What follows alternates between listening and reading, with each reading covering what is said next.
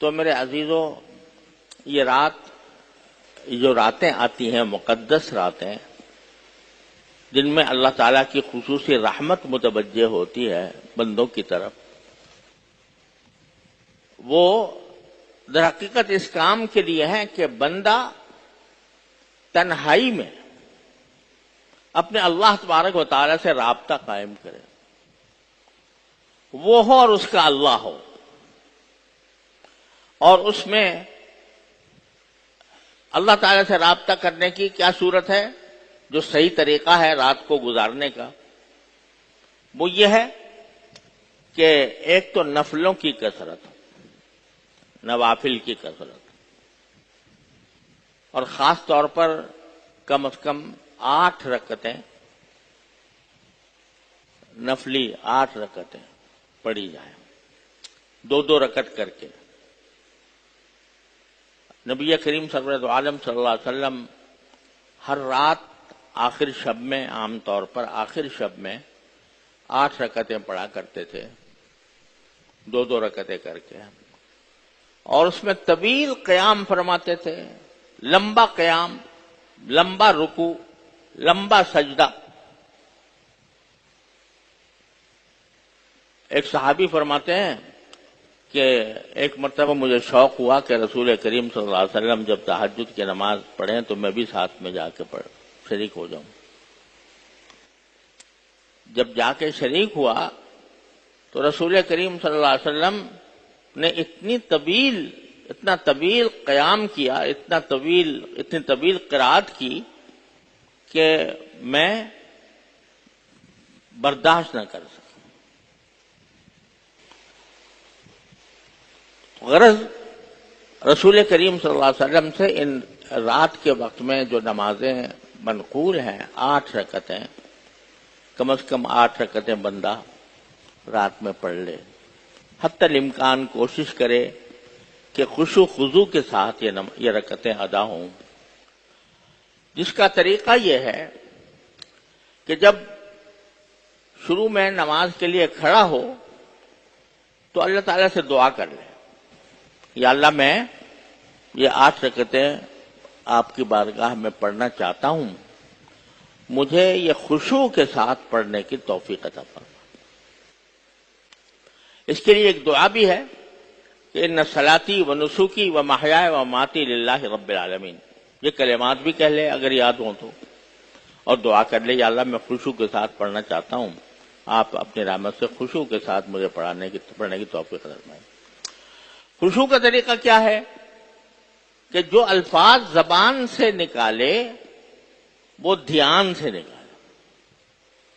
الحمدللہ رب العالمین اگر پڑھا تو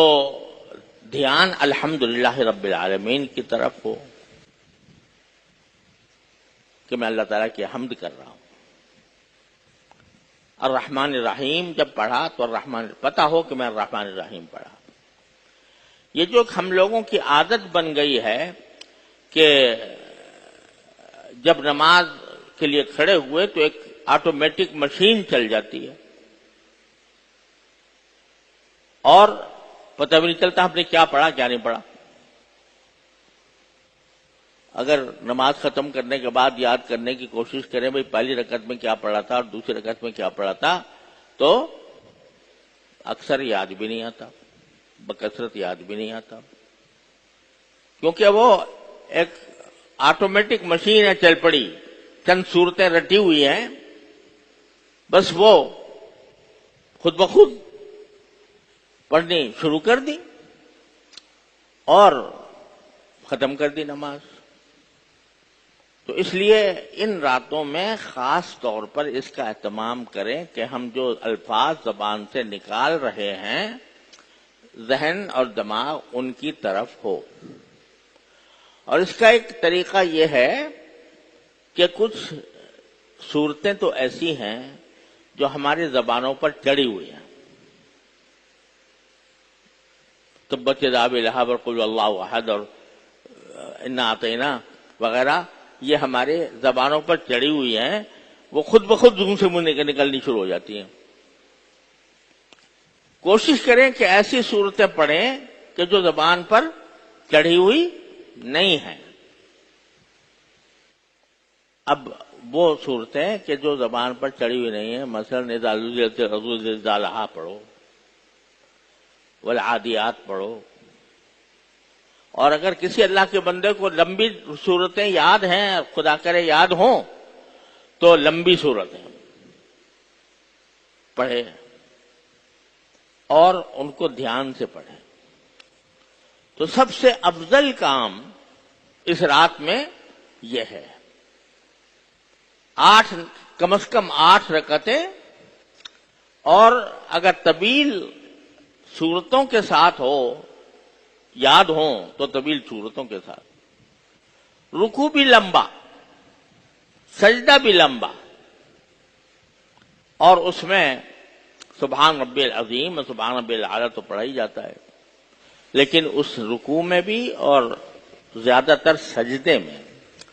جو دعائیں یاد ہوں، معصور دعائیں، قرآن کریم کی دعائیں یا مناجات مقبول وغیرہ میں جو دعائیں لکھی وہ اگر یاد ہوں تو وہ دعائیں عربی زبان میں پڑھیں۔ ربنا آتنا فی الدنیا حسنۃ وفی الآخرۃ حسنۃ، سجدے میں پڑھیں۔ اللہم ربنا اغفر لنا ذنوبنا واسرافنا فی امرنا وثبت اقدامنا وانصرنا علی القوم الکافرین، اللہم اعنا علی ذکرک وشکرک وحسن عبادتک۔ جتنی دعائیں یاد ہوں، اور نہیں ہیں تو ابھی سے فکر کر کے یاد کر لو۔ مناجات مقبول چھپی ہوئی ہے، اس میں قرآن کی دعائیں بھی ہیں، رسول کریم صلی اللہ علیہ وسلم کی دعائیں بھی ہیں، وہ دعائیں پڑھیں سجدے میں خاص طور پر۔ رکوع میں افضل یہ ہے کہ باری تعالیٰ کی تسبیح اور حمد و ثنا زیادہ کی جائے۔ سبحان ربی العظیم تو ہم کہتے ہی ہیں، لیکن تسبیح کے اور بھی کلمات ہیں، سبحان اللہ والحمد للہ ولا الہ الا اللہ واللہ اکبر مثلا، سبوح قدوس مثلا، یا سبحان ذی الملک والملکوت، سبحان ذی العزت والعظمت والہیبت والکبریاء والجبروت۔ یہ جس کو عام طور پر لوگ تراویح کے دوران لکھ کر لٹکا دیتے ہیں، وہ تراویح کے دوران تو منقول نہیں ہے، لیکن تسبیح کے طور پر رکوع کے اندر پڑھنا منقول ہے، وہ پڑھیں۔ اور سجدے میں دعائیں زیادہ کریں، دعائیں قرآنی دعائیں ہوں یا نبی کریم صلی اللہ علیہ وسلم سے جو دعائیں منقول ہیں وہ ہوں۔ اس طرح 8 رکعتیں، پھر مزید توفیق ہو جائے جاگنے کی تو قرآن کریم کی تلاوت جتنی ہو سکے وہ کر لیں، اور پھر ان سب کا خلاصہ اور ان سب کا عطر اپنی زبان میں دعا، اپنی زبان میں دعائیں کرو، اپنے لیے، اپنے گھر والوں کے لیے، اپنے اعزاء احباب کے لیے، اپنے ملک کے لیے، اپنے قوم کے لیے، پوری امت مسلمہ کے لیے۔ ارے گڑ گڑا کر مانگ لو اس مرتبہ اللہ تبارک و تعالیٰ سے، یا اللہ ہم پھنس گئے ہیں عذاب میں، اپنے بدعمالیوں کے عذاب میں پھنس گئے ہیں، اے اللہ ہمیں نکال لے اس سے۔ کوئی ہے کائنات میں کسی میں طاقت نہیں ہے کہ ہمیں اس وبال سے نکالے، اس عذاب سے نکالے، اس شامت اعمال سے نکالے، سوائے اللہ جل جلالہ، اور کسی کے اندر بھی طاقت نہیں۔ اسی سے مانگو، یا اللہ جو کچھ ہو رہا ہے وہ آپ کی مشیت سے ہو رہا ہے، اور اس سے نکالنا بھی سوائے آپ کے کوئی اور نہیں کر سکتا۔ اے اللہ ہمیں اس مصیبتوں سے نکال لیجیے، ہمیں اس بحران سے نکال لیجیے، اور امت مسلمہ جو جگہ جگہ آفتوں کی شکار ہے، کفار کا ظلم و ستم ان کے اوپر ہو رہا ہے، کشمیر میں، فلسطین میں، ہندوستان میں، شام میں، لیبیا میں، اور دوسرے اسلامی ملکوں کے اندر، ان سب کے لیے دعا کرو، اور اس سب سے آگے بڑھ کر اس بات کے لیے دعا کرو، یا اللہ ہمارے جن اعمال کی وجہ سے ہم ان مصیبتوں کا شکار ہیں، اے اللہ وہ اعمال ہم سے چھڑوا دیجئے اور نیک اعمال کی توفیق عطا فرما۔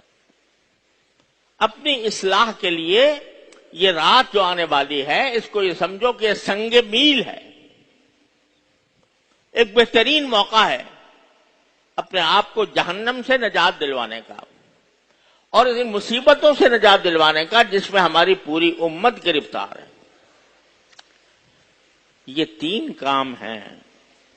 جو خصوصی طور پر اس رات میں کرتے ہیں۔ جتنا جس کو موقع مل جائے، ساری رات جاگنا بھی کوئی ضروری نہیں ہے،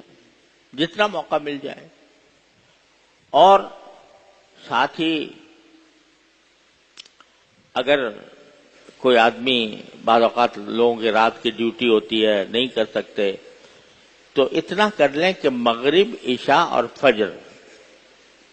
تینوں نمازیں جماعت کے ساتھ مسجد میں ادا کریں تو انشاءاللہ اس کی برکات سے محروم نہیں رہیں گے۔ ایک مسئلہ قبرستان جانے کا بھی ہے۔ سمجھا جاتا ہے کہ شب برات میں اب قبرستان جانا چاہیے، وہاں پر مردوں کے لیے دعا کرنی چاہیے۔ یہ کوئی ایسی سنت نہیں ہے کہ جس پر آپ نے ساری زندگی عمل فرمایا ہو۔ ایک مرتبہ ایک روایت میں آتا ہے کہ ایک مرتبہ تشریف لے گئے تھے اب جنت البقیع میں، ساری زندگی میں ایک واقعہ ہے، تو کبھی ہر آدمی بغیر اہتمام کے چلا جائے تو کوئی گناہ بھی نہیں ہے، لیکن اس کو یہ سمجھنا کہ یہ سنت مستمرہ ہے، یعنی ایسی سنت ہے جو ہر سال ضرور کرنی ہے، یہ بھی صحیح نہیں ہے۔ بہرحال خلاصہ یہ کہ نماز کی کثرت خشوع کے ساتھ، دوسرے دعائیں اب سب کے لیے، تلاوت قرآن، ان 3 کاموں میں حتی الامکان اس رات کو لگایا جائے، اور اپنے لیے بھی یہ دعا کی جائے کہ یا اللہ میرے اندر جو کوتاہیاں غلطیاں ہیں، جن گناہوں میں مبتلا ہوں، یا اللہ ان سے مجھے نکال دی، تو یہ اپنی اصلاح کی طرف ایک بہترین پہلا قدم ہوگا۔ اللہ تبارک و تعالیٰ اپنے فضل و کرم سے، اپنے رحمت سے ہم سب کو اس کی توفیق عطا فرمائے اور اس سے ہماری زندگیوں میں تبدیلیاں لانے کا اس کو ذریعہ بنا دے۔ وآخر دعوانا الحمدللہ رب العالمین۔